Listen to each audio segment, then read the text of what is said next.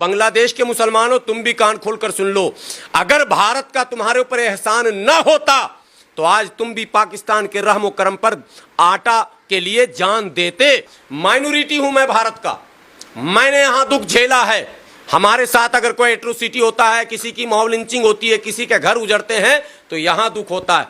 तो क्या वहां माइनॉरिटी हमारे हैं हिंदू, उनके साथ अगर घटना घटेगी तुम्हारा दिल पत्थर हो जाएगा, तब तुम्हारा दिल नहीं पसीजेगा। और अगर नहीं पसीजेगा तो माइनॉरिटी वर्सेस मेजॉरिटी का माहौल बन जाएगा। और जो बहुसंख्यकवाद वाली सोच है ना, वो हिटलरवादी सोच है, वो इस्लाम की सोच नहीं है। यही चाह रहे हैं विदेशी ताकत के लोग कि हम लड़ जाए हिंदू मुसलमान, हमारे यहाँ स्थिरता हो जाए। कुछ लोग सोशल मीडिया पर पोस्ट कर रहे हैं कि शेख हसीना तो झोला लेके भागी, अब मोदी जी भी झोला लेके जाएंगे। और कुछ लोग कह रहे हैं कि जैसे वहाँ स्टूडेंट ने अनएम्प्लॉयमेंट के मुद्दे पर, बेरोजगारी के मुद्दे पर और आरक्षण के मुद्दे पर सरकार को बर्खास्त कर दिया, वैसे भारत में बेरोजगारी एक बड़ा मुद्दा होगा, रिजर्वेशन एक बड़ा मुद्दा होगा और यहां भी सरकार के खिलाफ बगावत हो जाएगी। वो लोग मेरी बात नोट कर लें, सुन लें। भारत इसका नाम है। 76 वर्षों के इतिहास में कभी सेना ने कमांड नहीं संभाला, भारत में कभी डेमोक्रेसी को किसी ने चैलेंज नहीं किया, कभी भारत में निर्वाचित प्रधानमंत्री को सेना ने पद मुक्त नहीं किया, कभी भारत का कोई राजनेता विदेश में जाकर शरण नहीं लिया।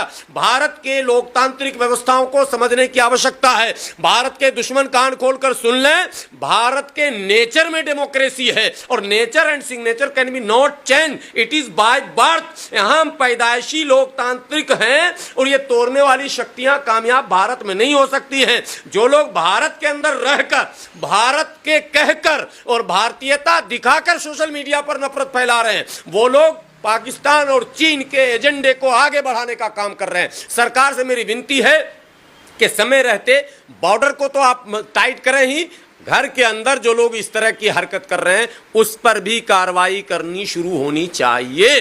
और मैं अपने नौजवानों से अपील करता हूं, जरा होश में रहो, होश में। यह बहुत संवेदनशील मुद्दा है। आप चीन में, फिलिस्तीन में मुसलमानों पर हमले हो रहे हैं, आपको दर्द हो रहा। बांग्लादेश में हिंदुओं पर हमले होंगे तो हिंदुओं को दर्द नहीं होगा क्या? नेचर एक है ना भाई, स्वभाव एक है ना, वो भी इंसान है ना, तो उनका भी तो सेंटिमेंटल अटैचमेंट है ना, उनका भी भावनात्मक लगाव है कि नहीं है? बांग्लादेश में मंदिर टूटने की खबर चलेगी तो यहाँ दिल में बेचैनी नहीं होगी क्या?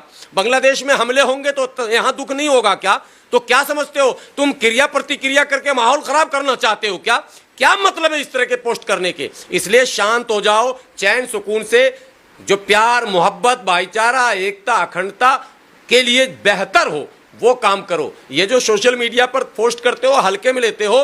देखिए, सबसे पहले बांग्लादेश की इस घटना पर भारत का क्या रुख है, इस पर बात होनी चाहिए। और बांग्लादेश में तख्ता पलट कैसे हुआ, कौन लोग हैं, क्यों ऐसा हो रहा, ये एक मुद्दा है। ये बहुत संवेदनशील मुद्दा है। बांग्लादेश भारत का पड़ोसी ही नहीं है बल्कि मित्र देशों की सूची में उसका नाम है। बांग्लादेश की आज़ादी से लेकर उसके डेवलपमेंट तक में भारत की भूमिका रही है और आज भी है, उसको नकारा नहीं जा सकता।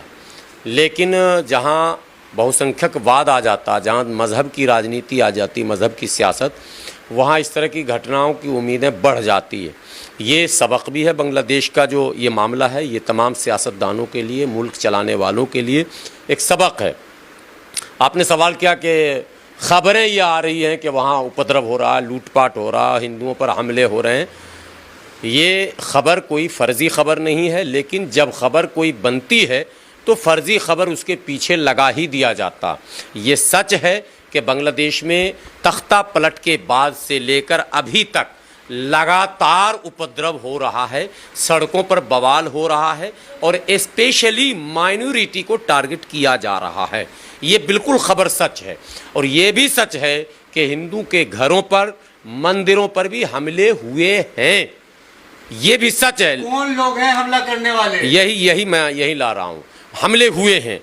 और लेकिन अब आपको ये देखना कि इस हमले को बढ़ा चढ़ाकर पेश करने वाला कौन है और वहाँ जो हमला हो रहा है हिंदुओं पर वो कौन कर रहा है, ये देखना ज़रूरी है।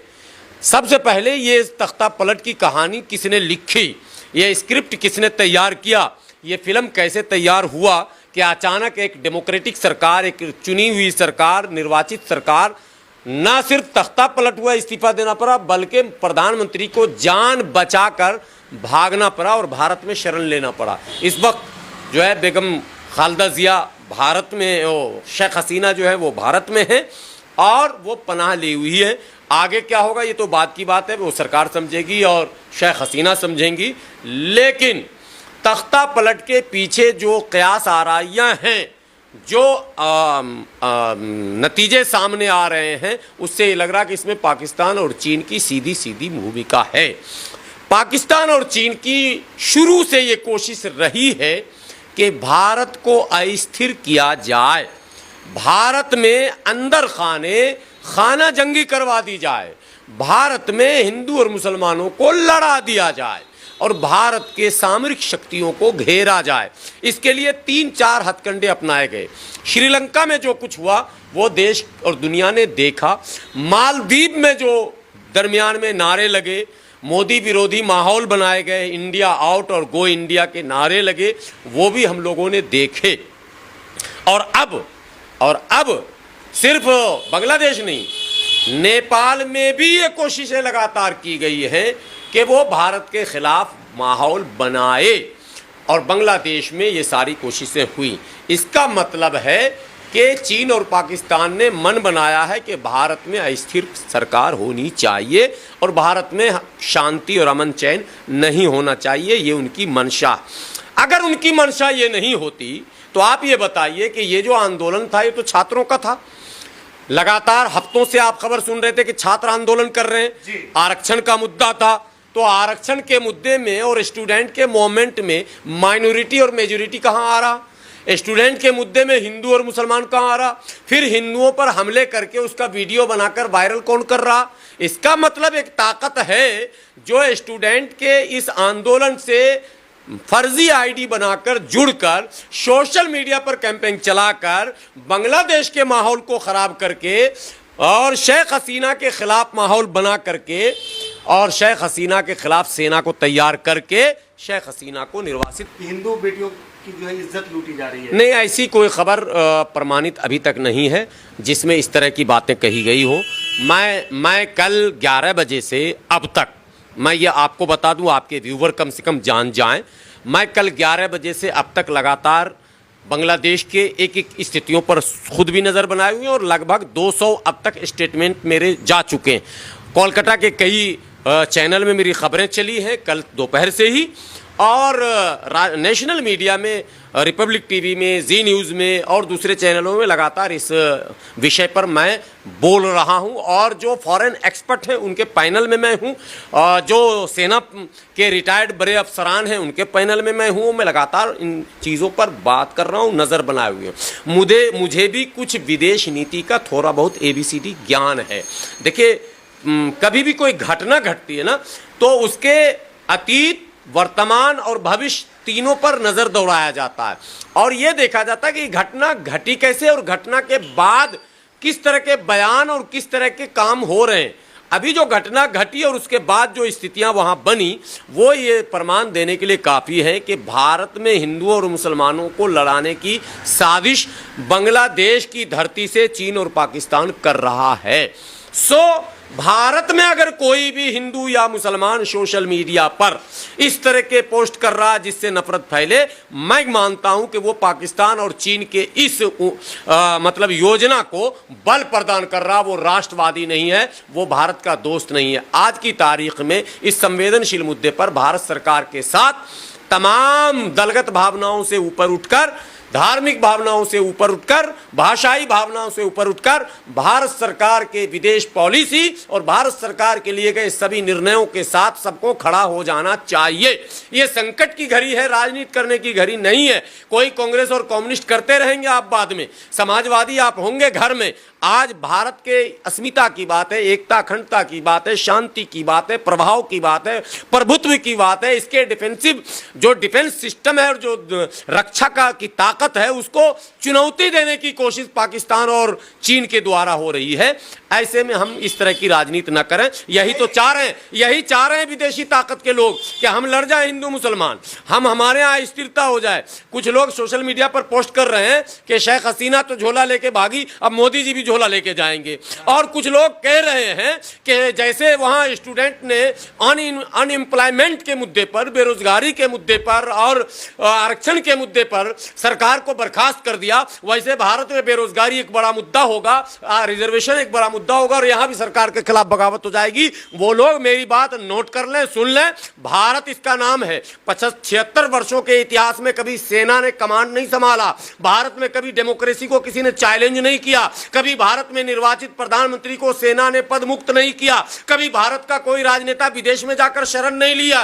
भारत के लोकतांत्रिक व्यवस्थाओं को समझने की आवश्यकता है। भारत के दुश्मन कान खोलकर सुन लें, भारत के नेचर में डेमोक्रेसी है और nature and signature can be not change, it is by birth. यहां हम पैदाइशी लोकतांत्रिक हैं और ये तोड़ने वाली शक्तियां कामयाब भारत में नहीं हो सकती हैं। जो लोग भारत के अंदर रहकर, भारत के कहकर और भारतीयता दिखाकर सोशल मीडिया पर नफरत फैला रहे हैं, वो लोग पाकिस्तान और चीन के एजेंडे को आगे बढ़ाने का काम कर रहे हैं। सरकार से मेरी विनती है कि समय रहते बॉर्डर को तो आप टाइट करें ही, घर के अंदर जो लोग इस तरह की हरकत कर रहे हैं उस पर भी कार्रवाई करनी शुरू होनी चाहिए। और मैं अपने नौजवानों से अपील करता हूं, जरा होश में रहो, होश में। यह बहुत संवेदनशील मुद्दा है। आप चीन में, फिलिस्तीन में मुसलमानों पर हमले हो रहे हैं, आपको दर्द हो रहा। बांग्लादेश में हिंदुओं पर हमले होंगे तो हिंदुओं को दर्द नहीं होगा क्या? नेचर एक है ना भाई, स्वभाव एक है ना, वो भी इंसान है ना, तो उनका भी तो सेंटिमेंटल अटैचमेंट है ना, उनका भी भावनात्मक लगाव है कि नहीं है? बांग्लादेश में मंदिर टूटने की खबर चलेगी तो यहाँ दिल में बेचैनी नहीं होगी क्या? बांग्लादेश में हमले होंगे तो यहाँ दुख नहीं होगा क्या? तो क्या समझते हो तुम, क्रिया प्रतिक्रिया करके माहौल खराब करना चाहते हो क्या? क्या मतलब है इस तरह के पोस्ट करने के? इसलिए शांत हो जाओ, चैन सुकून से, जो प्यार, मोहब्बत, भाईचारा, एकता, अखंडता के लिए बेहतर हो वो काम करो। ये जो सोशल मीडिया पर पोस्ट करते हो, हल्के में लेते हो, मुल्क का माहौल खराब होगा, इसके जिम्मेदार हो जाओगे आप और आपके ऊपर बड़े तगड़े कानूनी कार्रवाई हो जाएंगे। राइट विंग के जो लोग हैं वो झूठी खबर भी फैला रहे हैं दूसरी जगह के। Not right wing, left wing, मैं भारत की बात कर रहा हूं। और जो लोग किसी भी विंग के हों और किसी भी धर्म के हों, किसी भी जाति और पार्टी के हों, अगर वो इस समय संकट के समय, जब भारत अपनी विदेश नीतियों पर एक चुनौती के तरह खड़ा है, जब विपक्ष के नेता कह रहे हैं, ममता बनर्जी का बयान आया, राहुल गांधी ने कह दिया कि सरकार स्वतंत्र है, जो फैसले लेगी हम लोग साथ हैं, हाँ मशवरा सरकार जब लेगी हम देंगे। मैं भी भारत का नागरिक हूं, मैं भी कहूं सरकार को मशवरा चाहिए आप दीजिए, लेकिन सरकार की पॉलिसियों पर टीका टिप्पणी करते हुए ये झोला पैक हो जाएगा और वैसे हो जाएगा, ज्यादा भविष्यवक्ता बन रहे हो, सारी भविष्यवाणी निकाल दी जाएगी, याद रखो। इसलिए कोई सोशल मीडिया पर उलूल जुलूल खबरें नहीं चलनी चाहिए, ये हमारे हित में नहीं है, देश के हित में नहीं। और एक बात, अंतिम बात, माइनॉरिटी हूं मैं भारत का, मैंने यहां दुख झेला है। हमारे साथ अगर कोई एट्रोसिटी होता है, किसी की मॉब लिंचिंग होती है, किसी के घर उजड़ते हैं, तो यहां दुख होता है। तो क्या वहां माइनॉरिटी हमारे हैं हिंदू, उनके साथ अगर घटना घटेगी तुम्हारा दिल पत्थर हो जाएगा, तब तुम्हारा दिल नहीं पसीजेगा। और अगर नहीं पसीजेगा तो माइनॉरिटी वर्सेस मेजॉरिटी का माहौल बन जाएगा। और जो बहुसंख्यकवाद वाली सोच है ना, वो हिटलरवादी सोच है, वो इस्लाम की सोच नहीं है। ये कान खोलकर सुन लो, और बांग्लादेश के मुसलमानों तुम भी कान खोलकर सुन लो। अगर भारत का तुम्हारे ऊपर एहसान न होता तो आज तुम भी पाकिस्तान के रहम करम पर आटा के लिए जान देते। आज तुम्हारी जो इकोनॉमी बढ़ी है, तुम्हारी जो पहचान हुई है, वो इसलिए कि भारत ने जानबाजी लगाकर तुम्हारे हित की, तुम्हारे क्या कहते हैं इसकी रक्षा की। आज ढाका से तुम्हारी सरकार चल रही है, कराची से जब चलती होती तब पता चल जाता आटे दाल का भाव। तो भारत के इस भूमिका को नकारते हो, बंग बंधु के मूर्तियों को तोड़ रहे हो, तुम जो है शेख हसीना के खानदान को ढूंढ रहे हो। एक बार पहले उस खानदान पर हमला हो चुका है, पहले ही उस खानदान ने कुर्बानी दे रखी है, फिर उसके खानदान को आप, अगर शेख हसीना भागी न होती तो आज क्या होता अंजाम, आप उनके घर का माहौल देखकर समझ सकते हैं। इन लोगों ने मतलब फ्रिज के अंदर रखे खाने तक के सामान लूट लिए, कुर्सी टेबल लूट लिए, मुर्गा मुर्गी लूट लिया। क्या बदतमीजी है कि तुम अपने आप को मुसलमान भी कहते हो, फिर डेमोक्रेसी की भी बात करते हो, लोकतंत्र की भी बात करते हो, और फिर तुम बदतमीजी भी करते हो। ये क्या दुनिया को दिखाना चाहते हो कि मुर्गा मुर्गी भी लूट के ले गए? और बत्तख भी आपने वीडियो देखा कि नहीं देखा? बत्तख और हंस भी लेके भाग रहा, क्या बकरी तक लेके भाग रहा। प्रधानमंत्री के आवास पर इस तरह के हमले, श्रीलंका से भी ज्यादा भयानक दृश्य जो है वो बांग्लादेश में बन गए। तो ये स्टूडेंट मूवमेंट के नॉट स्टूडेंट, ये सारे आतंकवादी मूवमेंट है। स्टूडेंट मूवमेंट भारत में नहीं हुआ क्या? यहां आंदोलन नहीं हुआ क्या? भारत में कितने आंदोलन हुए हैं?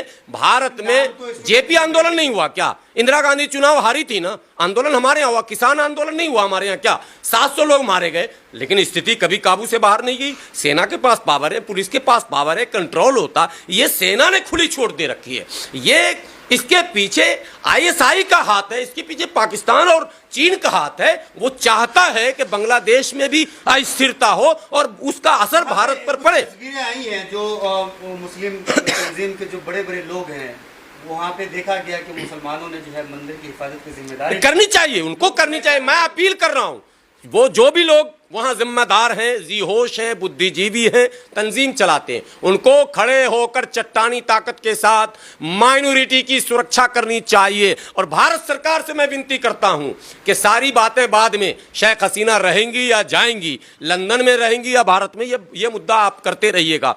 पहले नंबर पर प्राथमिकता के आधार पर वहां के माइनॉरिटी की सुरक्षा और सिक्योरिटी तय की जानी चाहिए।